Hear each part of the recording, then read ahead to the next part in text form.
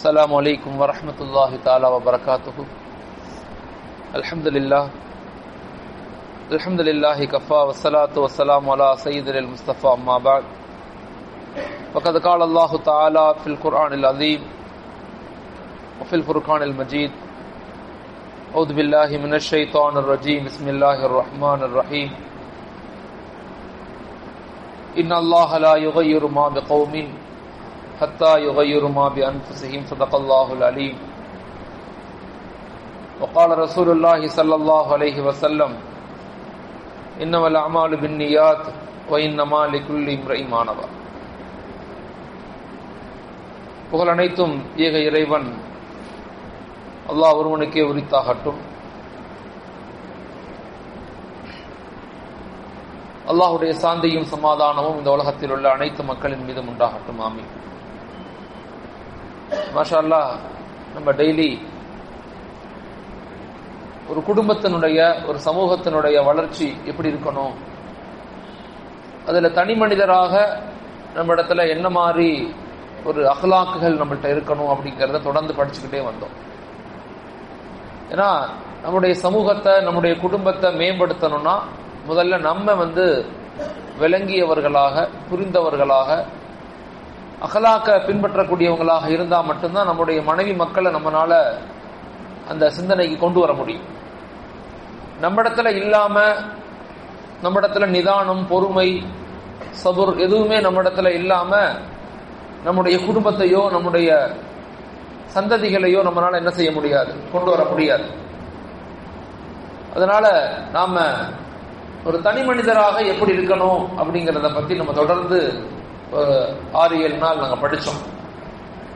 இப்ப நாங்க இந்த ஃபேமிலி டெவலப்மெண்ட்ல இஸ்லாமிய குடும்ப மேம்பாடு அப்படிங்கறதுல அதனுடைய நஃப்சியாத் அதனுடைய உளவியல் எப்படி இருக்கணும் அப்படிங்கறத பத்தி நம்ம படிக்க போறோம். அல்ஹம்துலில்லாஹ்.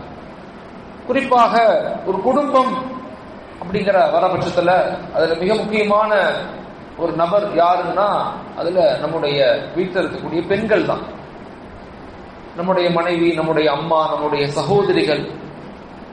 பெண்கள் எந்த அளவுக்கு குடும்பத்தினுடைய பிராக்டிக்கல யதார்த்தத்தை புரிஞ்சுக்கிட்டாங்களோ அப்ப அந்த லைஃப் ரொம்ப நல்லா இருக்கும் எப்பயுமே. அதனால எப்பயுமே ஒரு குடும்ப வளர்ச்சியில பெண்களுடைய பங்களிப்பு அவங்களுடைய ஹிஸ்ஸா ரொம்ப முக்கியமான ஒரு பகுதி. அதனாலதான் அழகா சொல்லுவாங்க, பெண்களுக்கு உங்கள் பொறுப்புகளை நேசித்து இபாதத் என்ற நியத்தோடு செய்யுங்கள், உங்கள் வேலைகள் அழகாக தெரியும். எந்த அளவுக்கு நாம செய்யக்கூடியத பெண்கள் தன்னுடைய வேலைகளை இபாதத்துங்கிற மனநிலையோடு நம்ம செய்யும் போது அதுல ஒரு பெரும் இன்பம் கிடைக்கும். உண்மையிலேயே சொல்ல போனா ரமதானுடைய காலங்கள்ல ஆண்களை விட பெண்களுக்கு தான் அல்லாஹ் தஆலா அதிகமான நன்மைகளை கொடுக்க இருக்கிறான். ஏன்னா ஒரு ஆண் நம்ம இபாதாத்துகள்ல சில நேரங்கள்ல நம்ம சும்மா கூட இருக்கலாம், நோன்பு வச்சுட்டு தொழுக இபாதாத்துகள்ல கொஞ்சம் அதிகமா ஈடுபட்டு இருக்கலாம். ஆனா பெண்கள் அவங்க குழந்தைகளையும் பார்க்கணும், வீடையும் பார்க்கணும், வீட்டுல சமைச்சும் கொடுக்கணும், அவங்களுக்கு தேவையான எல்லா உணவுகளை ரெடி செய்யணும், தயாரிக்கணும். இப்படி எல்லா வேலைகளையும் சேர்ந்து செய்யக்கூடிய ஒரு பொறுப்பு பெண்களுக்கு இருக்குது. அதனால அல்லாஹு தஆலா ஆண்களை விட பெண்களுக்கு அதிகமான நன்மைகளை கொடுக்க இருக்கிறான். ஆனா அந்த நன்மைகள் எப்ப அந்த பெண்களுக்கு கிடைக்கும்னா அது வேண்டா வெறுப்பாக ஒரு வெறுப்புணர்வோடு அதை நம்ம செய்யறோம் சொன்னா நிச்சயமா கிடைக்காது. நேற்று கூட ஒரு நண்பர் என்கிட்ட பேசினார். அந்த பெண்களுக்கு பயான் கேட்கறதுனால இன்னைக்கு எங்க மனைவி எங்க வீட்டெல்லாம் ரொம்ப அன்பா பராமரிக்கிறாங்க, இப்ப வர வர அன்பா பேசுறாங்க, உணவுகள்லாம் சந்தோஷமா வைக்கிறாங்க அப்படின்னு சொல்றாங்க. எப்பயுமே அவங்க அப்படித்தான் இருப்பாங்க, நம்ம தான் அவங்கள்ட்ட ஒழுங்கா நடந்துக்கணும். அப்ப எப்பயுமே பெண்கள் தன்னுடைய வேலைகளை இபாதாத்துகள் அப்படின்னு நினைச்சு செய்யறாங்க அப்படின்னு சொன்னா அதுல அல்லாஹ் தஆலா நன்மைகளை இன்னும் அதிகமாக கொடுக்கிறான். ஒரு மனைவியினுடைய பொறுப்பு என்ன? ஒரு வீட்டுல இருக்கும்போது ஒரு பெண்ணுடைய, குறிப்பாக ஒரு மனைவியினுடைய ஒரு கணவருக்கு செய்ய வேண்டிய மிக முக்கியமான பொறுப்பு என்ன? ஒரு மனைவியினுடைய மிக முக்கியமான ஒரு கணவன் மனைவியை எப்ப நேசிப்பாங்க அப்படின்னு சொன்னா எப்ப பெண்கள் கணவருடைய பெற்றோர்கள் மீது, கணவருடைய உறவினர்கள் மீது அவங்க முஹப்பத்தை வெளிப்படுத்துறாங்களோ அப்ப கணவனுடைய அன்பு முழுமையாக ஒரு மனைவிக்கு கிடைக்கும் அப்படின்னு உளவியல் சொல்லுது. இங்கதான் பெரும் பிரச்சனையே இருக்கும். அந்த மனைவி என்ன செய்வாங்க, தன் அம்மாவை நேசிக்கிற அளவுக்கு தன்னுடைய மாமியாரை நேசிக்க மாட்டாங்க. அப்ப ஒரு கணவன் எப்ப ஒரு மனைவிய, ஒரு பெண்ணை விரும்புறாங்க, எப்ப அவங்க அந்த பெண்ணின் மீது அதிக அன்பு வைக்கிறாங்கன்னா, எப்ப ஒரு மனைவி தன்னுடைய கணவருடைய பெற்றோருக்கு அதிக முக்கியத்துவம் கொடுக்குறாங்களோ, அதிகமாக அவங்களை கேர் பண்றாங்களோ, அப்ப ஒரு ஆண் ஒரு பெண்ணை அதிகமா நேசிக்கிறாங்க. இப்போ ஒரு பெண்ணுடைய மிக முக்கியமான பொறுப்பு என்னன்னா, கணவருடைய பெற்றோர்களுக்கு தயவு செய்து உபகாரம் செய்யுங்கள், அவங்களிடத்துல கொஞ்சம் அன்பா நடந்து கொள்றது. வயசானவங்க அப்படித்தான் இருப்பாங்க. எல்லாரும் உலகத்துல நான் முன்னாடியே சொல்லியிருக்கிறேன், அக்செப்டன்ஸ். ஒரு சில குணங்களை நம்ம உருவாக்கி கொண்டு நான் முன்னாடியே சொன்னேன். அதுல ஒண்ணு என்னன்னா அன்பாக பேசுதல், எல்லாரிடத்திலையுமே அன்பாக சிரித்து கொண்டு பேசுதல். இரண்டாவது அக்செப்டன்ஸ், ஏற்றுக்கொள்ளுதல். நம்ம நினைக்கிற மாதிரி இந்த உலகத்துல யாருமே இருக்க மாட்டாங்க. அன்புங்கிறது எப்ப வெளிப்படுதோ, எப்ப நம்ம மக்களை ஏற்றுக்கொள்ளக்கூடிய மனநிலை நமக்கு வருதோ, இப்ப தானாக அவங்க மாறக்கூடிய வாய்ப்புகள் ஏற்படும். பெரியவங்க கொஞ்சம் வேகமா இருப்பாங்க, கொஞ்சம் கடுகடுன்னு இருப்பாங்க, இல்ல கோபமா பேசுவாங்க, இல்ல வார்த்தைகள் கொஞ்சம் தடினமாக இருக்கும், கொஞ்சம் வேகமான வார்த்தைகளை பயன்படுத்துவாங்க.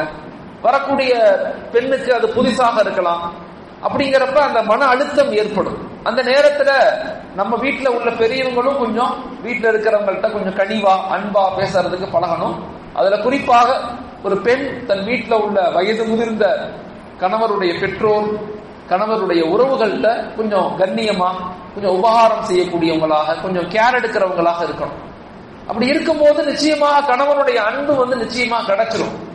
அதை நம்ம பெண்கள் புரிஞ்சுக்கணும். இந்த இடத்துலதான் அநேக பிரச்சனை, அநேக வீடுகள்ல அநேக குழப்பங்கள், கணவன் மனைவிக்கு மத்தியில உள்ள பிரச்சனைகளே எங்க வருது அப்படின்னு சொன்னா, என் மனைவி என் பெற்றோரை கேர் பண்றதில்ல.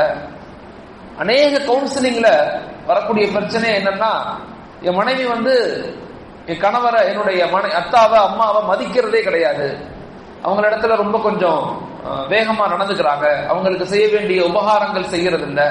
பெண் என்ன நினைக்கிறாங்க அப்படின்னா, நாங்க என்ன அடிமைகளான்னு நினைக்கிறாங்க. இல்ல, இங்க ஆணும் அடிமை இல்ல, பெண்ணும் அடிமை கிடையாது. பெண் வீட்டுக்கு வரக்கூடிய வேலைக்காரியும் இல்ல, ஆண்கள் பெண்களுக்கு உழைத்து போடக்கூடிய அடிமைகளும் அல்ல. இது ரெண்டு பேருமே அண்டர்ஸ்டாண்ட் பண்ணணும். ஒரு குடும்பம் அப்படிங்கிறப்ப யாராவது ஒருத்தவங்க விட்டு கொடுத்து அன்பாக அதை வெளிப்படுத்த முயற்சிக்கணும். அப்ப சின்னவங்க கொஞ்சம் பெரியவங்கள்ட்ட முஹப்பத்தா நடந்து கொள்ளும் போது பெரியவங்கள்ட்ட ஒரு மாற்றம் ஏற்படும். நான் சமீபத்தில் ஒரு கவுன்சிலிங்ல கலந்துக்கிட்டேன். அப்ப அந்த கவுன்சிலிங்ல பாத்தீங்கன்னா, அந்த கணவன் மனைவி பிரச்சனை, இங்கிட்ட அவங்க கணவன் மனைவியோட அத்தா அம்மா வந்திருக்கிறாங்க. இங்க என்ன பிரச்சனைனா சேம் அதே பிரச்சனை தான். அவர் சொல்றாரு, என்னுடைய மனைவி என்னுடைய பெற்றோர்களுக்கு முக்கியத்துவம் கொடுக்கறது இல்ல, அவங்களை கேர் பண்றது இல்ல அப்படின்னு சொல்றாரு. அப்ப அந்த வீட்டுல கேட்கப்பட்டு அந்த பெண்கிட்ட கேட்டாங்க, என்ன காரணம், ஏன் அப்படி நடந்துக்கிறீங்க? இல்ல அவங்க கொஞ்சம் வேகமா பேசுறாங்க, என் இடத்துல கொஞ்சம் அதட்டி பேசுறாங்க, திட்டி பேசுறாங்க, இப்பத்தாலும் என்னை திட்டிக்கிட்டே இருக்கிறாங்க அப்படிங்கிற ஒரு மனநிலையை வெளிப்படுத்தினாங்க. அதுக்கப்புறம் அவங்கள கூப்பிட்டு கொஞ்ச நேரம் தெளிவுபடுத்தி பேசி, அதுக்கப்புறம் திரும்பி இவங்களை கூப்பிட்டு தெளிவுபடுத்தி பேசி, ஒரு பெரியவங்களை எப்படி மதிக்கணும், சின்னவங்கள் மீது எப்படி அன்பு பாராட்டணும், இது ரெண்டுமே மிக முக்கியம். வயசு அதிகமாக அதிகமாக வார்த்தைகள் குறையணும். வார்த்தைகள் குறைஞ்சு அன்பை வெளிப்படுத்தணும், சிரிச்சு கொண்டு பேசணும், விட்டு கொடுக்கணும். அவங்களிடத்துல சில விஷயங்களை கண்டுகொள்ளக்கூடாது. எப்ப பார்த்தாலும் அவங்களை கஷ்டப்படுத்தும் போது அவங்க என்ன செய்யறாங்க, எதிர்ப்பை காட்டும் போது குடும்பங்கள் உடையுது. அதனால தயவு செய்து பெண்கள் வீட்டுல உள்ள பெரியவங்கள் மீது கொஞ்சம் கவனமாக, கொஞ்சம் அவங்கள்ட்ட அன்பாக, கொஞ்சம் உபகாரம் செஞ்சு, அவங்களுக்கு சின்ன சின்ன விஷயங்களை சொல்லிக் கொடுத்து, சில விஷயங்களை அவங்களுக்கு உபகாரம் செஞ்சீங்கன்னா, உதவி செஞ்சீங்கன்னா அவங்க சரியாயிருவாங்க. இப்ப இது ஒரு கணவன் ஒரு பெண்கள்கிட்ட எதிர்பார்க்கக்கூடிய மிக முக்கியமான விஷயம். இரண்டாவது, ஒரு மனைவியினுடைய பொறுப்பு என்னன்னா, இபாதாத்துகள் கடைபிடிக்கக்கூடியவங்களாக இருக்கணும். நான் அன்னைக்கே சொன்னேன், ஒரு பெண்மணி அதிகாலை சீக்கிரம் எழுந்து தன் கணவனுக்கு முன்னாடி, குழந்தைகளுக்கு முன்னாடி தஹஜ்ஜுத் தொழக்கூடியவங்களாக, குர்ஆன் ஓதக்கூடியவங்களாக, அமல் செய்யக்கூடியவங்களாக இருக்கும் போது அந்த குடும்பத்தில் உள்ள எல்லாமே அந்த பெண்மணியை மதிக்கக்கூடியவங்களாக மாறுவாங்க. இது ரொம்ப முக்கியமான ஒரு பகுதி. நம்ம வீடுகள்ல நடக்குதான்னு பார்த்துக்கணும். அதிகாலை சீக்கிரம் எழக்கூடிய பெண்களை கொண்டுதான் ஒரு சமூக மாற்றம் ஏற்படும். அதிகாலை சீக்கிரம் எழுந்து கணவருக்கு முன்னாடி எழுந்து 2 ரக்காய் தொழுது அதுக்கப்புறம் கணவரை எழுப்பி பிள்ளைங்களை படிக்க வைக்கக்கூடிய ஒரு சமூகத்துலதான் பெரிய மாற்றத்தை ஏற்படுத்த முடியும். ஒரு மனைவி மட்டும் அப்படி வீட்டுல இருந்துட்டாங்க, ஒரு பெண்மணி அப்படி அமல் செய்யக்கூடியவங்களாக இருந்துட்டாங்கன்னா அந்த வீடு சொர்க்கம் தான், மாற்றுக்கிறதே கிடையாது. எப்ப ஒரு பெண்மணி அல்லாஹோடு இணைஞ்சு இபாதாத்துகள்ல கவனம் செலுத்தக்கூடியவங்களா மாறிட்டாங்களோ நிச்சயமாக அந்த குடும்பத்துல எந்த பிரச்சனையும் வராது. கணவர் சொல்றத புரிஞ்சுக்குவாங்க, மனைவி சொல்றத கணவன் புரிஞ்சுக்குவாங்க, வீட்டுல உள்ள பெரியவங்கள் மீது மதிப்பு உண்டாகும், அல்லாஹ் நம்மளை பார்க்கறாங்கிற உணர்வு உண்டாகும், எல்லாமே ஏற்பட்டுரும். எப்ப ஒரு பெண்ணிடத்துல இபாதாத்துகள் இல்ல, அதிகாலை எழுந்திருக்க பழக்கம் இல்ல, 7 மணிக்கு எழுந்திருக்கிறது, 8 மணிக்கு எழுந்திருக்கிறது, இப்படி ஒரு குடும்பம் இருந்துச்சுன்னு சொன்னா நிச்சயமாக அந்த குடும்பம் மட்டும் இல்ல, அந்த சமுதாயம், அந்த சமூகம் ஒருபோதும் வளர்ச்சியை நோக்கி நகராது. உடம்பு சரியில்லை, கஷ்டமா இருக்கு அப்படிங்கிறது வேற, அது உதுர், அது இருக்கத்தான் செய்யும், அது எல்லா குடும்பத்திலையும் இருக்கும். ஆனா வாழ்க்கையில தொடர்படியாக ஆக்கிக் கொள்ளக்கூடாது. ஏதோ ஒரு நாள் கஷ்டப்பட்டு நைட்டு ரொம்ப நேரம் முடிச்சிட்டோம், தூங்கிட்டோம், காலைல எழுந்திருக்க முடியல, வெளியூர் போயிட்டு வந்தோம் அப்படின்னா அது வேற விஷயம். ஆனா டெய்லி சுபுக்கு எழுந்திருக்கிறது இல்ல, 6:30 மணி 7 மணி 7:30 மணிக்கு எழுந்திருக்கிற பெண்மணிகளை வச்சு ஒரு சமூக மாற்றம் எப்படி ஏற்படும்னா ஒருபோதும் ஏற்படாது. இரண்டாவதாக ஒரு பெண்ணுடைய மிக முக்கியமான பொறுப்பு இபாதாத்துகள் மீது கவனம் செலுத்தக்கூடிய பெண்களாக மாறும். நான் இன்னைக்கு சமூகத்தினுடைய வளர்ச்சியில ஒரு குடும்பத்தினுடைய பங்களிப்பு தான் ரொம்ப முக்கியமானது. பல குடும்பங்கள் சேர்ந்துதான் சமூகம். அதனால குடும்பங்கள் எந்த அளவுக்கு தன்னை வளர்த்துக் கொள்ளுதோ இதை நீங்க ஆண்கள் கொஞ்சம் புரிய வைக்கணும். சண்டை போட்டெல்லாம் புரிய வைக்க முடியாது. திட்டி சண்டை போட்டு நீ தொழுகிறதே இல்ல, நீ அப்படி இப்படின்னு திட்டக்கூடாது.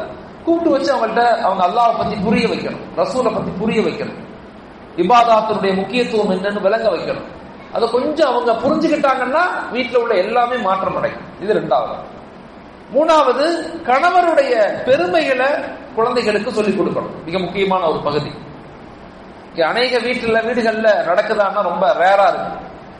அம்மா அத்தாவை பத்தி குறைதான் பிள்ளைங்கள்ட்ட சொல்றது.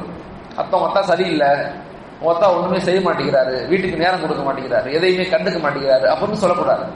ஒரு பெண் தன் குழந்தைகள்கிட்ட எப்படி சொல்லணும்னா, அவங்க அத்தா பாரு எவ்வளவு கஷ்டப்படுறாங்க, இரவு பகலா உழைக்கிறாங்க, அது நமக்காகத்தான் உழைக்கிறாங்க, நீ அத்தாவுக்கு துவா செஞ்சியா, அத்தாவுக்கு துவா செஞ்சியா அப்படிங்கிற உணர்வுகளை குழந்தைகளுக்கு பெண்கள் ஏற்படுத்தி கொடுக்கணும். இது மிக முக்கியமான ஒரு பகுதி வாழ்க்கையில.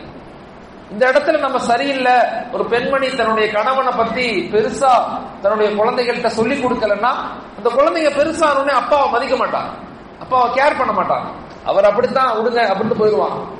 நிறைய குடும்பங்கள்ல நான் சில பேர் சொல்லி கூட இன்னைக்கு மீடியாக்கள்ல கூட சில பேர் இருக்கிறாங்க, முஸ்லீம் மீடியஸ் சில பேர், அவங்களுடைய ஃபாதர்லாம் கவுன்சிலிங் கிட்ட வந்தாங்க. நான் ரொம்ப வருத்தப்பட்டேன். அந்த பையன் பெரிய மீடியாவில் பெரிய ஆள் ஆயிட்டாரு. ஆனா அவங்க அம்மா அவங்க அப்பாவை விட்டுட்டு இவங்க அம்மாவும் மகனும் தனியா இருக்கிறாங்க, அப்பா தனியா இருக்கிறார். ஏன்னா அப்பா மதிக்கிறது இல்லை. பையன் சம்பாதிக்க ஆரம்பிச்சோடனே பெண்களுக்கு ஒரு பழக்கம் இருக்கு, இது ரொம்ப தவிர்த்துக்கணும். நம்ம வாழ்க்கை முழுக்க கணவன் கஷ்டப்பட்டு சம்பாதிச்சு கொடுப்பார். நான் பிராக்டிக்கலா பேசுறேன், யதார்த்தமா பேசுறேன். கஷ்டப்பட்டு அப்பா சம்பாதிச்சு கொடுப்பார், வீட்டுல மகனை படிக்க வச்சிருப்பாரு, உருவாக்கி இருப்பாரு, இரவு பகலா உழைச்சிருப்பாரு. ஒரு குறிப்பிட்ட காலத்துக்கு பிறகு ஒரு 55-60 வயசு ஆனோடனே, அப்பாவுக்கு வயசானோடனே மகன் சம்பாதிக்க ஆரம்பிப்பார். மகன் சம்பாதிக்க ஆரம்பிச்சோன்னு அம்மா என்ன செய்வாங்க, அப்படியே மகனுக்கு போயிடுவாங்க. மகன்கிட்ட நீ தான் எல்லாம் அப்படின்னு மகன் பக்கம் போயிடுவாங்க. அப்பாவை பத்தி கண்டுக்க மாட்டாங்க. அப்படி இருக்க கூடாது. ரொம்ப கேர்ஃபுல்லா இந்த விஷயத்துல பெண்கள் ரொம்ப கேர்ஃபுல்லா இருக்கணும். தன்னுடைய கணவன் மிக முக்கியமான ஒரு விஷயம். தன்னுடைய கணவனுக்கு தான் அதிக முக்கியத்துவம் கொடுத்து, குழந்தைகளை விட ஒரு பெண்மணி அதிக முக்கியத்துவம் யாருக்கு கொடுக்கணும்னா தன்னுடைய கட்டின கணவனுக்கு தான் முக்கியத்துவம் கொடுக்கணும். அதனால ஒரு பெண்மணி கணவனுடைய உயர்வை, அப்பாவுடைய உயர்வை, அவங்களுடைய சிறப்புகளை, அவங்களுடைய கஷ்டங்களை, அவங்களுடைய தியாகங்களை குழந்தைகளுக்கு நம்ம சொல்லிக் கொடுப்பது மிக முக்கியமான ஒரு பகுதி. இது ரொம்ப ரொம்ப அவசியமான விஷயம். 4வது, ஒரு கணவன் ஒரு மனைவி ஒரு கணவன் மனைவிட்ட என்ன எதிர்பார்க்கிறாங்கன்னா, கணவனுடைய உறவுகளுக்கு முக்கியத்துவம் கொடுக்கணும். கணவனுடைய உறவுகளுக்கு முக்கியத்துவம் கொடுக்கணும். அதே மாதிரி கணவரும் மனைவியுடைய உறவுகளுக்கு முக்கியத்துவம் கொடுக்கணும். மனைவி எதிர்பார்க்கிறது அதுதான். மனைவி என்ன எதிர்பார்ப்பாங்கன்னா, மனைவியுடைய அத்தா அம்மா அவங்களை என்னுடைய கணவர் மதிக்கணும், அவங்களுக்கு ஏதாவது சின்ன உபகாரம் செய்யணும், அவங்களுக்கு ஏதாவது கிஃப்ட் வாங்கி கொடுக்கணும் அப்படின்னு நினைப்பாங்க, ஒரு பெண்மணி நினைப்பாங்க. அதே போலதான் ஒரு கணவன் மனைவிட்ட எதிர்பார்க்கிறது என்னன்னா, தன்னுடைய மனைவி தன்னுடைய உறவுகளை, தன்னுடைய அண்ணன் தம்பி அக்கா தங்கச்சி கஷ்டப்படக்கூடியவங்க இவங்களுக்கு சப்போர்ட்டிவா இருக்கணும் அப்படிங்கறத எதிர்பார்க்கிறாங்க. இது ஒரு பெண்ணுடைய மிக முக்கியமான கடமை. நான்லாம் எங்க அம்மாவை பத்தி நான் பல இடங்கள்ல பெருமையா சொல்லுவேன். எங்க அத்தாவுடைய எங்க வாப்பாவுடைய கூட பிறந்தவங்க 4 பேர் சிஸ்டர்ஸ். அவங்களுடைய பிள்ளைங்களுக்கெல்லாம் யார் கல்யாணம் பண்ணி வச்சாங்கன்னா எங்க அம்மா தான் கல்யாணம் பண்ணி வச்சாங்க. தன் சொந்த நகையை போட்டு கல்யாணம் பண்ணி வச்சாங்க. முதல் புள்ள, 2வது புள்ள, எனக்கு நல்ல ஞாபகம். சின்ன பிள்ளையா இருக்கும் போது அல்லாஹ் தஆலா இதுல பெரிய பரக்கத்தை வச்சிருக்கிறான், மிகப்பெரிய அபிவிருத்தி வச்சிருக்கிறான். ஒரு பெண்மணி தன்னுடைய கணவருடைய ரிலேஷன், அதுலயும் குறிப்பாக பெண் ரத்த சொந்தம், பெண் ரத்த சொந்தங்களுக்கு உதவக்கூடிய நிலையில முன் வரும்போது நிச்சயமாக அந்த குடும்பம் பரக்கத் வாய்ந்ததாக, ஹிதாயத்துடைய குடும்பமாக, அந்த குடும்பங்கள்ல இருந்து மிகப்பெரிய உலமாக்கள், மிகப்பெரிய முஃப்திகள் உருவாகக்கூடிய வாய்ப்புகள் ஏற்படும். எப்ப ஒரு பெண்மணி தன் கணவன்கிட்ட இருந்து வாங்கி வாங்கி தன் குடும்பத்துக்கு கொடுக்கணும், தன்னுடைய அக்கா, அம்மா, அக்கா, தங்கச்சி கொடுக்கணுங்கிற நினைப்பு எப்ப ஏற்படுதோ அந்த குடும்பம் ரொம்ப பெரிய கஷ்டத்துக்கு உள்ளாகுது, நோய் நொடிகளுக்கு ஆளாகுது. இது பிராக்டிக்கலா புரிஞ்சுக்கணும். ஒரு பெண்ணுடைய பொறுப்பு என்னன்னா, ஒரு பெண்ணுடைய குடும்பம் எங்க இருக்குன்னா அது கணவருடைய குடும்பம் தான் பெண்ணுடைய குடும்பம். இதை முதல்ல விளங்கிக்கணும். நிறைய இடங்கள்ல ஒரு பெண்கிட்ட கேட்ட உங்க வீடு எங்கன்னா, என் வீடு அம்மா வீடு தான் சொல்லக்கூடாது. உங்க வீடு எங்கன்னா கணவர் எங்க இருக்கானோ அதான் என்னுடைய வீடு, இதான் என்னுடைய வீடு அப்படிங்கிற உணர்வுகள் ஒரு பெண்ணுக்கு ஏற்படணும். அந்த உணர்வுகளை ஒரு கணவர் ஏற்படுத்தவும் செய்யணும். ரெண்டுமே இருக்கு, ரெண்டு புறத்திலையும் பார்க்கணும். பெண்களை மட்டும் குற்றம் போடக்கூடாது, ஆண்கள்கிட்ட உள்ள குற்றத்தையும் ஒத்துக்கணும். ஒரு கணவன் தன்னுடைய மனைவிக்கு கொடுக்கக்கூடிய கண்ணியத்தை, கேர, இம்பார்ட்டன்ஸ தன் வீட்டுல கொடுக்கணும். நீ இந்த வீட்டுடைய ஒரு பெண்மணி தான், இந்த வீட்டுடைய எல்லா முடிவுகளுக்கும் நீயும் பொறுப்பு தான், நீ இன்வால்வ் ஆகலாம், நீயும் கருத்துக்கள் சொல்லலாம் அப்படிங்கறத இன்வால்வ் ஆயிக்கணும். அவங்க வீட்டு வேலைக்காரிகள் மாதிரி அவங்களை வச்சுக்க கூடாது. ரொம்ப 2 பேருமே லைஃப்ல இம்பார்ட்டன்டா வாழணும்னா அந்த 2 பேரும் உறவுகள் சரியாக இருக்கணும். அப்பதான் லைஃப் ரொம்ப இன்பமாக சந்தோஷமாக போகும். அப்பதான் குழந்தைகளை இலக்குகளோடு வளர்க்க முடியும். பல இடங்கள்ல அப்படி செய்யறது இல்லையே, மிஸ் பண்ணிடுறோமே நம்ம. ஒண்ணு கணவர் என்ன செய்யற, மனைவியை கேர் பண்றது இல்ல, இம்பார்ட்டன்ட் கொடுக்கறது இல்ல மனைவி என்ன செய்யறது, கணவருடைய குடும்பங்களுக்கு முக்கியத்துவம் கொடுக்கறதே கிடையாது. இது ரெண்டுமே ப்ராப்ளத்தை கொண்டு போய் விட்டுரும். அதனால ஒரு கணவனுடைய உறவுகளுக்கு அவசியம் முக்கியத்துவம் கொடுக்கணும், அவங்களை கண்ணியப்படுத்தணும், அவங்களுக்கு உதவி செய்யணும், அவங்கள வளர்ச்சிக்கு நம்ம காரணமாக இருக்கணும். இதெல்லாம் அவசியமான விஷயம். இதெல்லாம் லைஃப்ல நம்ம தெரியாததுனாலதான் எங்க பார்த்தாலும் சண்டை, எதுக்கு எடுத்தாலும் சண்டை, அண்ணன் தம்பிக்குள்ள சண்டை. அண்ணன் தம்பி எல்லாம் ஒற்றுமையா இருப்பாங்க கல்யாணத்துக்கு முன்னாடி. கல்யாணம் முடிஞ்சு ஒரே மாசத்துல தம்பி தனியா போயிடுவார், அண்ணன் தனியா போயிடுவாரு, பெரிய தனியா போயிடுவாரு, தனித்தனியா போயிடுவாங்க. அப்படி ஆயிடக்கூடாது. இந்த ஒற்றுமைங்கிறது மிக முக்கியமான ஒரு பகுதி.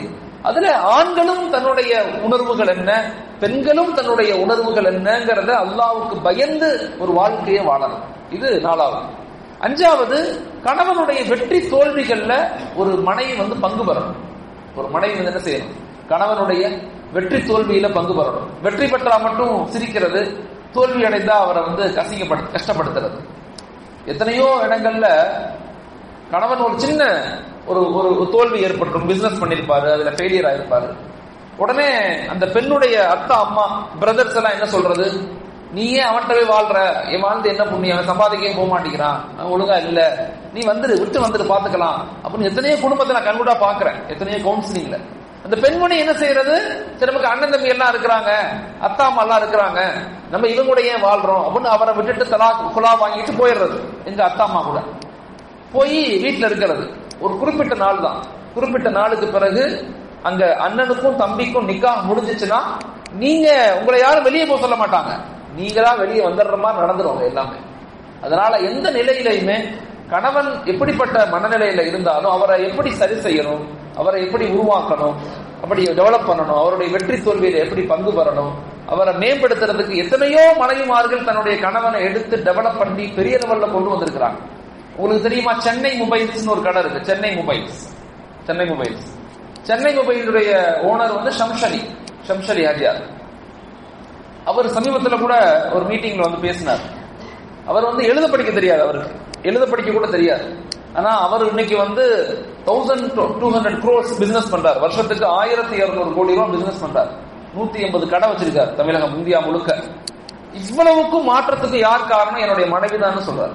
என்னுடைய வரவு செலவு கணக்குகளை பாக்குறதே என் மனைவி தான். என் மனைவியும் 12வது தான் படிச்சிருக்கிறாங்க.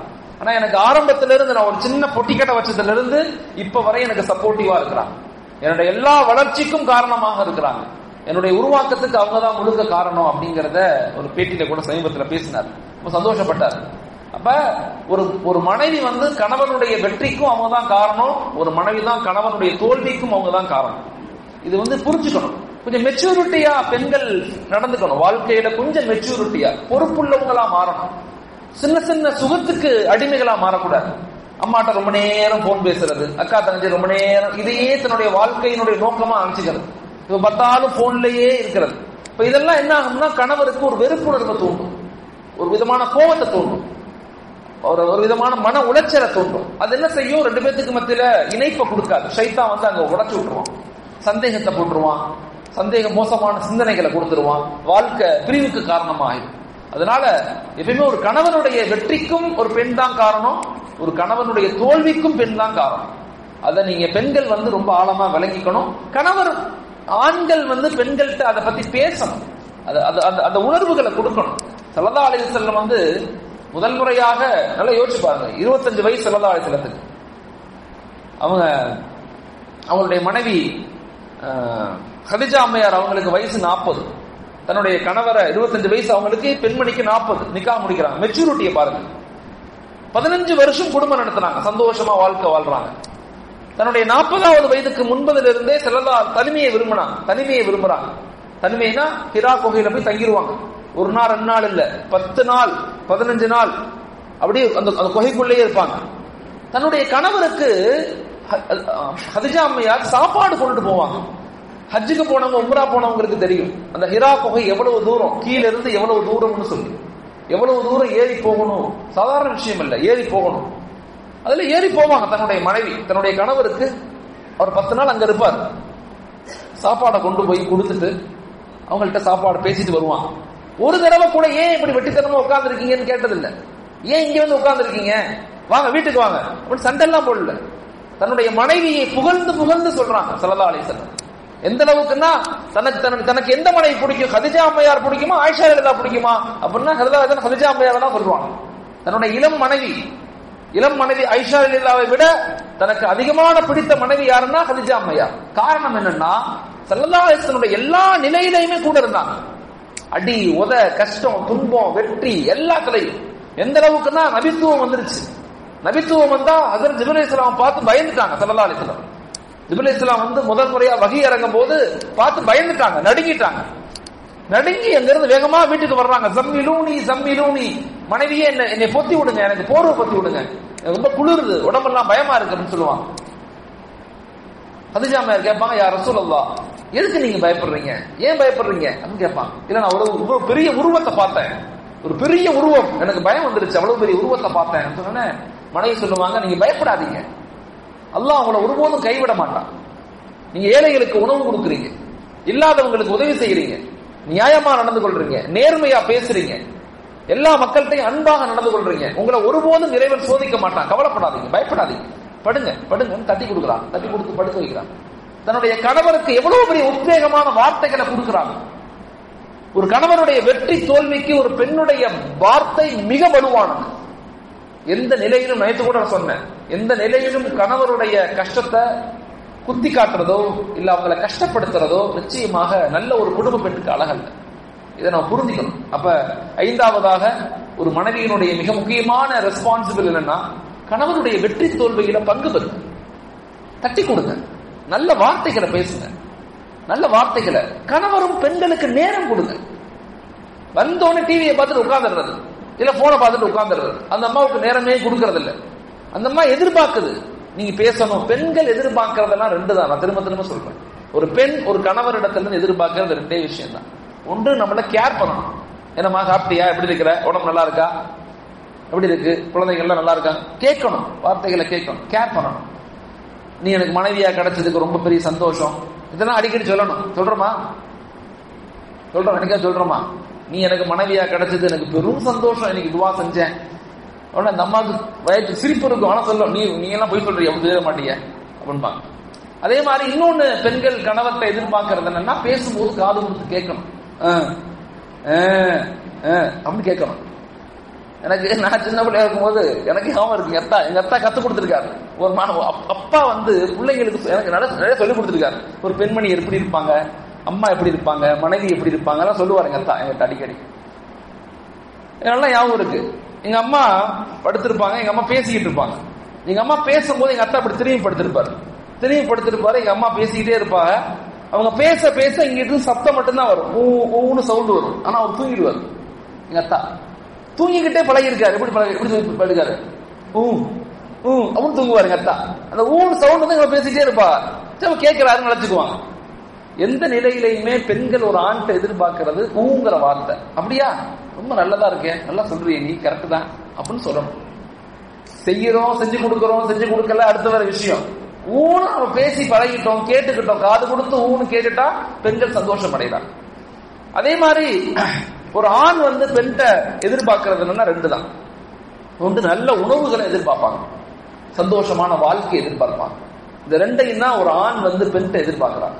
இந்த எதிர்பார்ப்புகள் மட்டும் கொஞ்சோண்டு முழுமையா பூர்த்தி செய்ய முடியலாட்டையும் கொஞ்சோண்டு நம்ம பூர்த்தி செய்யும் போது வாழ்க்கை வந்து சந்தோஷமா, இன்பமா, விட்டு கொடுத்து ஜாலியா போயிடும்.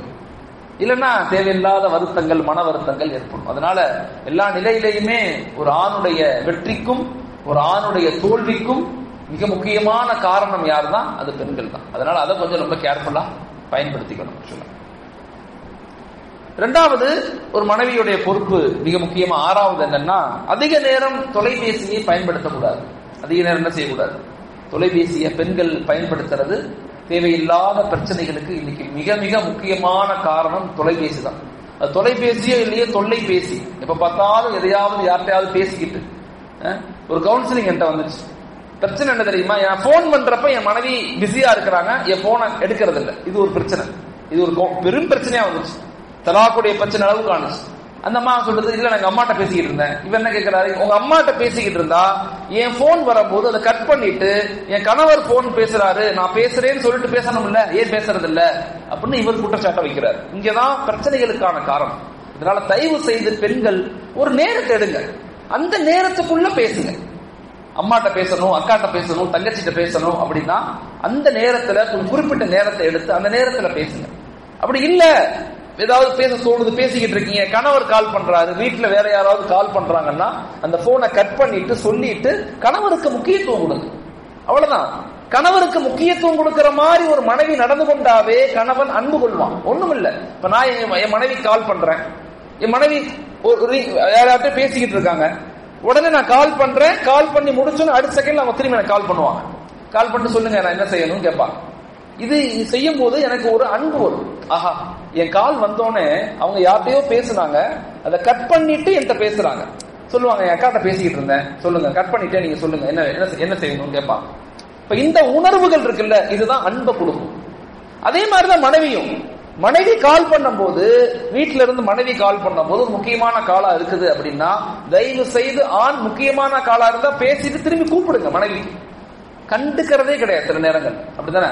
கால் பண்ணா கேரே பண்றது இல்ல, மெசேஜ் கூட பண்றது இல்ல. இப்ப எனக்கு என் மனைவிக்கெல்லாம் ஒரு உடன்படிக்கை இருக்கு. அவங்க ஒரு தடவை தான் எனக்கு கால் பண்ணுவாங்க, திரும்ப கால் பண்ண மாட்டாங்க. ரெண்டாவது தடவை நான் அவங்களுக்கு கால் பண்ணணும் இல்ல பேசுறேன், ஒரு தடவை தான் எனக்கு கால் பண்ணுவாங்க. இது எங்களுக்குள்ள உடன்படிக்கை.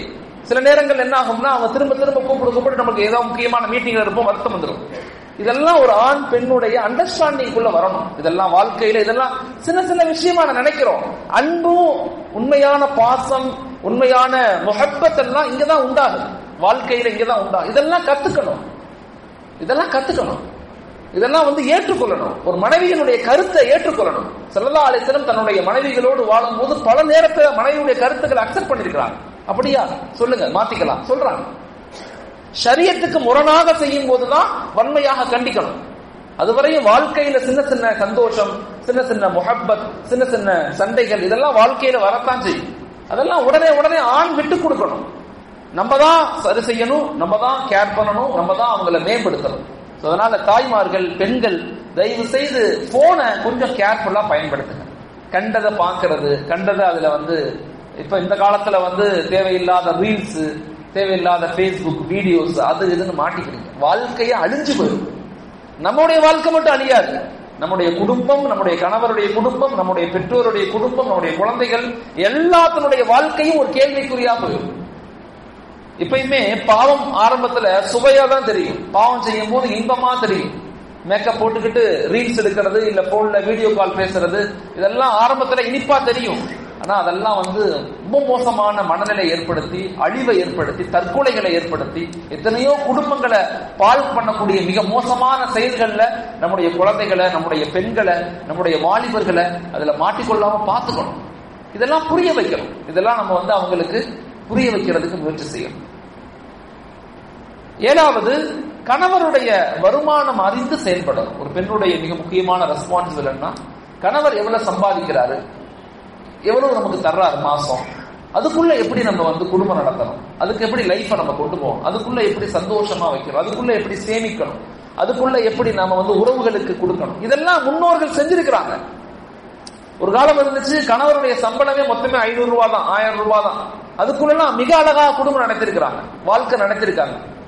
இன்றைய காலகட்டத்துல நம்ம அந்த வாழ்க்கையை இன்னும் நடத்துறாங்க. எத்தனையோ பெண்கள் 12,000 ரூபாய்க்கு 15,000 ரூபாய்க்கு எல்லாம் குடும்பம் நடத்தக்கூடிய பெண்கள் இன்னும் இருக்கிறாங்க, இல்லாமல்லாம் கிடையாது. இன்னும் எத்தனையோ குடும்பங்கள், நான் உங்களுக்கு திரும்ப திரும்ப உதாரணமா சொல்றது, இதெல்லாம் சாத்தியமா நினைக்க கூடாது. நம்ம அல்லாஹ் நமக்கு எவ்வளவு கொடுத்திருக்கிறான், நம்முடைய கணவருடைய விஷயம் அவ்வளவுதான், அவருடைய தொழில்துறைகள் அவ்வளவுதான் இருக்குது. அப்படிங்கிறப்ப அவர் என்ன கொடுக்கிறாரோ அதை வச்சு குடும்பம் நடத்துறதுக்கு முயற்சி செய்யணும். டெய்லி சண்டை போட்டு, இல்ல டெய்லி கடையில வாங்கி சாப்பிடுறது, எனக்கெல்லாம் எல்லாம் ஞாபகம் இருக்கு. நோன்பு வைக்கிற காலத்துல நாங்கெல்லாம் எங்க வீட்டுல கடையில ஒரு வடை கூட வாங்கினதில்லை. எனக்கு தெரிஞ்சு 20-25 வருஷமா நான் சொல்றேன். இப்பயும் எங்க வீட்டுல அவங்க வீட்டிலேயே வடை சுடுவாங்க, வீட்டுலதான் கஞ்சி செய்வாங்க, கஞ்சி பள்ளியாசல இருந்து வாங்கிக்குவாங்க, எல்லாம் வீட்டுலதான் செய்வாங்க. கடைகள்ல இருந்து எதையுமே முக்கியத்துவம் கொடுத்து வாங்க மாட்டாங்க. கடைக்காரங்க இருந்தா கோச்சுக்காதீங்க, யாரும் வடை கடைக்காரங்க இருந்தா, மோலனா எங்களுக்கு மார்க்கெட்டிங் பண்ணாம எங்க மார்க்கெட்டிங் உடைக்கிறீங்களே மோலனா அப்படின்னு சொல்லக்கூடாது. நான் பிராக்டிக்கலா பேசுறேன். ஓகே, அந்த காலத்துல அப்படித்தான் வாழ்ந்தாங்க. சிம்பிளா வாழ்க்கையை வச்சுக்கிட்டாங்க, சிம்பிளான வாழ்க்கை. அதெல்லாம் சந்தோஷமா இருந்தாங்க. இன்னைக்கு நிறைய இருக்குது, ஆனா சந்தோஷம் இல்லை. யோசிச்சு பாருங்க. அப்பெல்லாம் ரொம்ப சிம்பிளா, எத்தனை ட்ரெஸ் எடுப்பாங்க, ட்ரெஸ் எல்லாம் எவ்வளவு எடுப்பாங்க பாருங்க. ஒரு ட்ரெஸ் தான் எடுத்து கொடுப்பாங்க. இங்க நிறைய பேர் தெரியும், ஒரு ட்ரெஸ் தான் இருக்கும். அந்த ஒரு ட்ரெஸ் தான் எங்களுக்கு 20 பிள்ளைங்களுக்கு மட்டும் 2 எடுப்பாங்க, தனக்கெல்லாம் 1 தான் எடுத்துக்குவாங்க.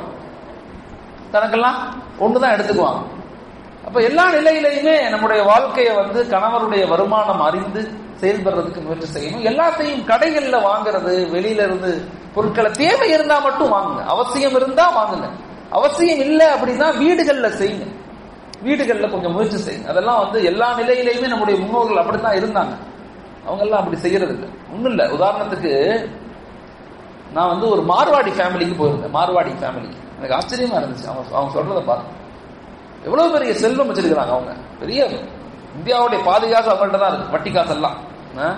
மார்வாடிஸ்ட அவங்க வீட்டுக்கு நண்பர்கள், எனக்கு ரொம்ப நெருங்கிய நண்பர், அதனால கூட படிச்ச ஃப்ரெண்டு, அவங்க வீட்டுக்கு போயிருந்தேன்.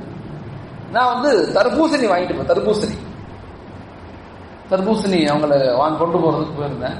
தர்பூசணி அப்புறம் 2-3 பழங்கள்லாம் வாங்கிட்டு போயிருந்தேன். அவங்க தர்பூசணி அரிச்சு வச்சாங்க, சாப்பிட்டாங்க. திரும்பி மதியம் அவங்க வீட்டுல சாப்பிடணும். நான் சொன்னேன் வெஜ்ஜு தான் நான் சாப்பிடுவேன்னு சொன்னேன். சரி வெஜ்ஜு அவங்க செஞ்சாங்க. அப்போ ஒரு கூட்டு கொண்டு வச்சாங்க, ஒரு கூட்டு. அந்த கூட்டை சாப்பிட்டா எனக்கு ஆச்சரியமா இருந்துச்சு. இந்த கூட்டு நான் ரொம்ப டேஸ்டா இருக்கு, என்னன்னு கேட்டேன். அவங்க இல்ல ஒண்ணும் இல்ல கூட்டு தான் அப்படின்னு சொன்னாங்க. திரும்ப கேட்ட உடனே, நீங்க தர்பூசணி வாங்கிட்டு வந்தீங்கல்ல, அந்த பழத்தை வெட்டிட்டு மேல உள்ள தோலை தனித்தனியா வெட்டி கூட்டு வச்சு கொடுத்துட்டோங்கிறாங்க. தோல் இருக்குல்ல, தோலை சீவிட்டாங்களாம்.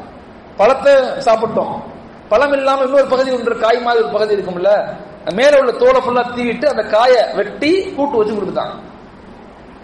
அதே மாதிரி இந்த காரக்குடிக்காரவங்க, அந்த ஆட்சிகள்லாம் சமையல்லாம் அப்படித்தான் இருக்கும், ரொம்ப சிம்பிளா சமைப்பாங்க.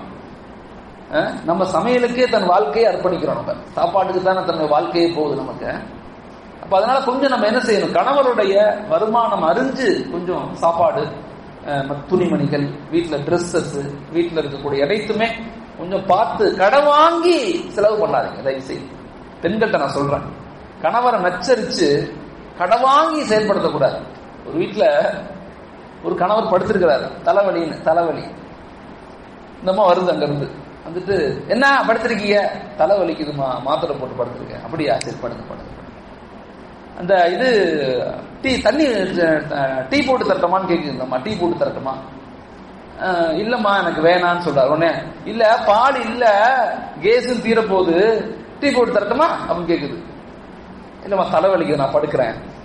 இன்னும் கொஞ்சம் நேரம் கழிச்சு என்ன பண்ணுது, திரும்பி கேக்குது அம்மா, என்ன பண்ணுது, தலைவலிக்கு மாறுது, தலைவலி இப்பதானே சொன்னேன் மாத்திரை போட்டு படுத்திருக்கேன்னு. அப்படியா, இல்ல அரிசி வாழைக்கு அரிசி தான் இருக்கு, தீரப்போகுது, சோறாக்கட்டுமா வேணாமான்னு கேட்கதான் அவன் கூப்பிட்டேன். இப்ப வாழ்க்கையில சில நேரங்கள்ல ஒரு கணவன் கஷ்டப்படும் போது, துன்பத்தில் இருக்கும் போது, ஒரு மனைவியினுடைய மனநிலைகள் எப்படி இருக்கணும், அவங்களை எப்படி கணவனை ட்ரீட் பண்ணணும் அப்படிங்கிறது மிக முக்கியமான ஒரு பகுதி. எந்த அளவுக்கு நாம அவங்கள நல்ல முறையில ட்ரீட் பண்ணி அவங்களுடைய வாழ்க்கையினுடைய வெற்றிக்கு, அவங்களுடைய சந்தோஷத்துக்கு ஒரு மனைவி எப்ப காரணமாக இருப்பாங்களோ அப்ப அந்த குடும்பம் சந்தோஷமாக இருக்கும், அந்த குழந்தைகள் சந்தோஷமா இருப்பாங்க. மாறாக வீட்டுல ஒண்ணுமே இல்ல, நீ போய் கடன் வாங்கி எனக்கு வாங்கிட்டு வா, வட்டிக்கு பணம் வாங்கி எனக்கு அதை வாங்கி கொடு, இதை வாங்கி கொடு அப்படிங்கிற ஒரு மனநிலை ஒரு பெண்ணுக்கு வந்துருச்சு அப்படின்னு சொன்னா நிச்சயமாக அந்த குடும்பம் வெற்றி பெறதுக்கு வாய்ப்பே கிடையாது. அதனால கடன் வாங்கி வாழவே வாழாதீங்க, தயவு செய்து நான் சொல்றேன். மௌத்து வரைக்கும் கடன் வாங்குறது இஸ்லாத்துல கூடும், தப்பு கிடையாது, கடன் வாங்கலாம். ஸல்லல்லாஹு கடன் வாங்கி இருக்கிறாங்க.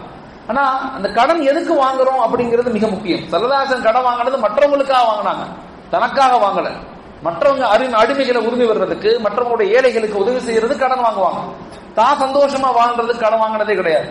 அப்ப நம்ம வாழ்க்கையில நம்ம கடன் நமக்கு தேவை, நம்ம இன்பமா வாழணும். அவங்க வீட்டுல அப்படி வாங்கிட்டாங்க, இப்ப வீட்டுல இப்படி வாங்கிட்டாங்க, நாங்க இப்படி வாழணும் அப்படின்னு சொல்லி கடன் வாங்கி வாழ்க்கை வாழ்ந்தீங்கன்னா அந்த வாழ்க்கை நரக வாழ்க்கை தாங்கிறத மறந்துடக்கூடாது. அடுத்து அதிகாலை எழுந்திரியுங்கள். மனைவியினுடைய மிக முக்கியமான ஒரு தன்மை என்னன்னா, அதிகாலை எழுவதை ஒரு மனைவி தன்னுடைய வாழ்க்கையினுடைய கடமையாக மாத்திக்கணும். நான் பல குடும்பங்கள்ல பல கவுன்சிலிங்களுடைய பிரச்சனைகளுக்கு மிக முக்கியமான காரணம் இதுதான் நான் சொல்றேன். இதை மட்டும் ஒரு பெண்மணிகள் சரி செஞ்சுட்டாங்க, காலைல சீக்கிரம் எழுந்திருச்சு, கணவருக்கு பால் டீ போட்டு கொடுத்து, குழந்தைகளை எழுப்பி படிக்க வச்சு, 2 ரக்காய் தொழுதுட்டு, வீட்டுல உள்ள பெரியவங்களுக்கு சின்ன உபகாரம் செஞ்சு பழகிட்டாங்க.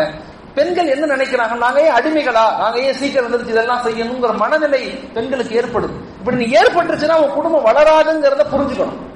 குடும்பம் டெவலப் ஆகாது, குழந்தைகள் டெவலப் ஆக மாட்டாங்க, எந்த நிலையிலும் நம்முடைய குடும்பம் வெற்றியை நோக்கி நகராது அப்படிங்கிறத புரிஞ்சுக்கணும். அதனால அதிகாலை எழுவதை பெண்கள் மிக முக்கியமாக கருதல். அடுத்து 9வது பர்தாவை பேணணும். அவசியமான ஒரு விஷயம், பர்தாவை பேணணும். ஔரத்துகள் பர்தா மீது ரொம்ப கவனமா செலுத்தணும். உங்கள மாதிரி இஸ்லாமிய ஊர்கள்ல அதெல்லாம் தெரிந்த விஷயம் தான், இருந்தாலும் நம்ம அதுல கேர்ஃபுல்லா இருக்கணும். இன்னைக்கு பர்தாவே டிசைனிங்கா மாறிடுச்சு. பர்தாவே மிகப்பெரிய டிசைனிங்கா இருக்கு. அது உள்ள போற ட்ரெஸ்ஸை விட இந்த ட்ரெஸ் ரொம்ப கவர்ச்சிகளாம ரொம்ப அப்படியே டிசைனிங்கா ஆயிருக்கு. அதனால பர்தா அப்படிங்கிறது ஆடைக்கு மட்டும் இல்ல, பேச்சு, பார்வை, வார்த்தைகள், நடை, உடை எல்லா இடத்திலையும் இந்த பர்தா பேணுதல் இருக்கத்தான் செய்யும். நான் அடிக்கடி சொல்லுவேன், ஆண்களுக்கும் பர்தா இருக்கு, பெண்களுக்கும் பர்தா இருக்கு. பெண்களுடைய பர்தா அப்படிங்கிறது உடல், ஆண்களுடைய பர்தாங்கிறது கண்ணு. நல்லா புரிஞ்சுக்கணும். பெண்கள் தன் உடலை மறைக்கணும், ஆண்கள் தன் கண்ணை மறைக்கணும். பெண்கள் தன் உடலை பேணிக்கணும், ரொம்ப கேர்ஃபுல்லா வச்சுக்கணும். உடலை யாப்பையும் காட்டுறது இல்ல, இந்த உடலுக்கு ரொம்ப அசிங்கமான ட்ரெஸ் போடுறது இல்ல, அடுத்தவங்கள்ட்ட பேசுறது, இது மாதிரிலாம் தவிர்த்துக்கணும். அப்படி தவிர்த்துக்கும் போது நிச்சயமாக நம்முடைய குடும்பங்கள் ஹிதாயத்துடைய குடும்பங்களாக மாறும். இன்னைக்கு ரொம்ப சர்வசாதாரணமாக ஆயிடுச்சு பர்தாவை பேணாம இருக்கிறது. அதனால தயவு செய்து கொஞ்சம் அதுல வீட்டுல உள்ள பெண்கள் ரொம்ப கேர்ஃபுல்லா இருக்கணும். தன் குழந்தைகளை அப்படி வளர்க்கணும், பர்தா உள்ள குழந்தைகளாக வளர்க்க முயற்சி செய்யணும். எல்லா நிலையிலும் அல்லாஹ் நம்மளை பார்க்கறாங்கிற உணர்வுகளோடு. சமீபத்தில் பிரிட்டிஷ்ல, யூகேல ஒரு டிவி சேனல்ல ஒரு இன்டர்வியூ போகுது. புதிதாக இஸ்லாத்தை ஏற்றுக்கொண்ட ஒரு பெண்மணி, அவங்கள இன்டர்வியூ கேட்கிறாங்க. அந்த பெண்மணி ஃபுல் பர்தா போட்டு பேசிக்கிட்டு, அந்த இன்டர்வியூ கேட்கிற பெண்மணி கேட்கிறாங்க இந்த பெண்மணிட்ட, இவ்வளவு ட்ரெஸ் போடுறீங்களே, இவ்வளவு போட்டு பெருசா போட்டு உங்களுக்கு ரொம்ப கச்சகச்சன் இல்லையா, வேர்க்கலையா, உள்ள எரியலையான்னு கேட்டாங்க. இந்த பெண்மணி அந்த பெண்மணிட்ட கேட்கிறாங்க. அந்த முன்னாடி எல்லாம் ரொம்ப ஆரம்ப கால அந்த மேலை நாட்டு உடைகள் தான் போடுவாங்க. அவங்க இஸ்லாத்துக்கு வந்த பிறகு அந்த பெண்மணி தன் உடல் முழுக்க பர்தா போட்டு வந்திருக்கு. இந்த பெண்மணி கேட்டவன இந்த பெண்மணி சொல்லுது, நான் படிச்சிருக்கிறேன், நரகம் இதைவிட எரியக்கூடியதாக, இதைவிட மிக மோசமானதாக இருக்கும். இப்ப உள்ள சூடை விட 1000 மடங்கு அதிகமானது நரகத்தினுடைய சூடு. நான் அந்த சூட்ல விழுவதற்கு விரும்பலன்னு சொல்றாங்க. இஸ்லாத்தை புதிதாக ஏற்றுக்கொண்ட ஒரு பெண்மணியுடைய வார்த்தை. இன்னும் சொல்ல போனா அந்த பெண்மணி சொல்றாங்க, நான் பர்தா இல்லாம இருந்தா உரியானாக, நான் நியூடா, அதாவது உடல்ல ட்ரெஸ்ஸே இல்லாத மாதிரி நான் ஃபீல் பண்றேன், எனக்கு அந்த அளவு கூச்சமா இருக்குன்னு சொல்றாங்க. பர்தாங்கிறது நம்முடைய பெண்களுக்கு இஸ்லாம் கொடுக்கப்பட்ட மிகப்பெரிய அரண், பாதுகாப்பு. அது எப்பயுமே அடிமைத்தனம் கிடையாது. இந்த மேற்கத்திய நாடுகள், இந்த வளர்ந்த நாடுகள், இந்த மீடியாக்கள் அசிங்கமான ஆடைகளை டிவிகள்ல மொபைல்கள்ல போட்டு காட்டி காட்டி காட்டி அதன் மீது எங்கள் பெண்களுக்கு ஒரு ஈர்ப்பு ஏற்படுது. அந்த ஈர்ப்பு அசிங்கமானது, அது மோசமானது. முதல்ல அது புரிஞ்சுக்கணும். இஸ்லாம் சொல்லக்கூடிய விஷயங்கிறது பேணுதல் உடையது. உன்னை நீ மறைச்சுக்க, எல்லா நிலையிலும் உன்னை நீ பாதுகாத்துக் கொள்ள. அல்லாஹ் உன்னை பார்க்கிறான். ஆகுமாக்கப்பட்ட விஷயங்களை தவிர உனக்கு எல்லாமே ஹராம் தான் அப்படிங்கறத புரிஞ்சுக்க அப்படிங்கறத ஆழமாக இஸ்லாம் நமக்கு சொல்லிக் கொடுக்குது. அதனால பர்தா விஷயத்துல ரொம்ப பெண்கள் கேர்ஃபுல்லாக இருக்கணும். 10வதாக மனதார மகிழ்ச்சி அடையுங்கள். அப்படின்னா கணவர்கிட்ட சந்தோஷமாக இருங்க. கணவர் வீட்டுக்கு வரும்போது நல்ல ஆடைகள் போடுங்க. இத்து போன நைட்டி, விளங்காத நைட்டி, ட்ரெஸ் இது மாதிரிலாம் போடாதீங்க. இதெல்லாம் இஸ்லாம் சொல்லிக் கொடுக்கக்கூடிய முறைகள். கதிஜா அம்மையார் தன்னுடைய மகளுக்கு நிக்காஹ் முடிச்சு கொடுக்கும் போது ஒரு உபதேசம் செய்றாங்க. கிட்டத்தட்ட 10 உபதேசங்கள் செய்றாங்க. இதெல்லாம் நம்ம சாதாரணமா நினைக்கிறோம். இதெல்லாம் வாழ்க்கையினுடைய மிக முக்கியமான பகுதி.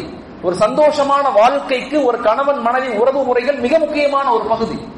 ஒரு கணவன் வீட்டுக்கு வரும்போது பெண்கள் பார்க்கறதுக்கு நல்ல ஆடைகள் போட்டு, நல்ல ட்ரெஸ் போட்டு கணவனுக்கு சந்தோஷமாக இருக்கணும். அதே மாதிரி கணவரும் மனைவிட்ட போகும்போது சந்தோஷமாக நல்ல குளிச்சு நல்ல ஆடைகள் போட்டு போகணும். இதெல்லாம் இஸ்லாம் சொல்லிக் கொடுக்கக்கூடிய முறைகள். இஸ்லாம் இதெல்லாம் வெக்கப்படாது. இதுல வெக்கப்படுறதுக்கு என்ன இருக்கு? இதுல வெக்கப்படுறதுக்கெல்லாம் ஒண்ணுமே கிடையாது. வாழ்க்கைங்கிறது 2 பேருமே அன்பாக பரஸ்பரத்தை விட்டு கொடுத்து இன்பமாக நிறைய குழந்தைகளை பெற்றெடுத்துட்டு வாழணும்.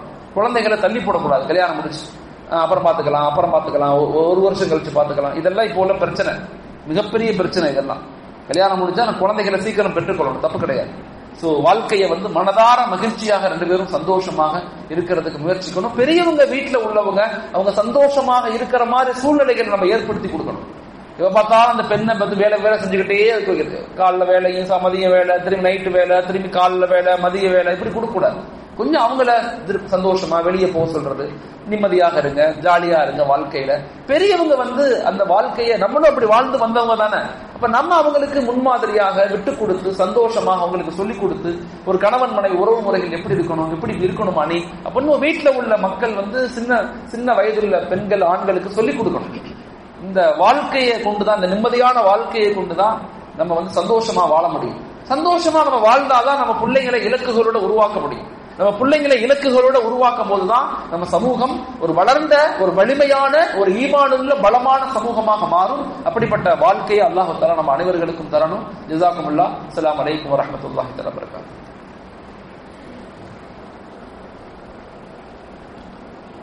ஆமீன். பிஸ்மில்லாஹிர் ரஹ்மானிர் ரஹீம். அல்லாஹும்ம ஸல்லி அலா ஸய்யிதினா மௌலானா முஹம்மதின் வ அலா ஆலி ஸய்யிதினா மௌலானா முஹம்மதின் வ பாரிக் வ ஸல்லிம் அலைஹி.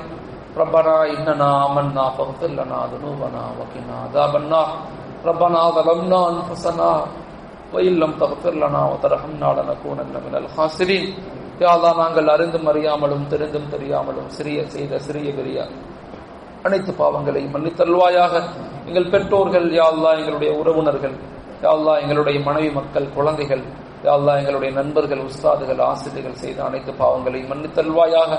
யா அல்லாஹ், எங்களுக்குள் அன்பை, பரஸ்பரத்தை, முஹப்பத்தை ஏற்படுத்துவாயாக. எல்லா நிலையிலும் யா அல்லாஹ் உனக்காக வாழ்ந்து உனக்காக மரணிக்கக்கூடிய பாக்கியத்தை எங்கள் அனைவர்களுக்கும்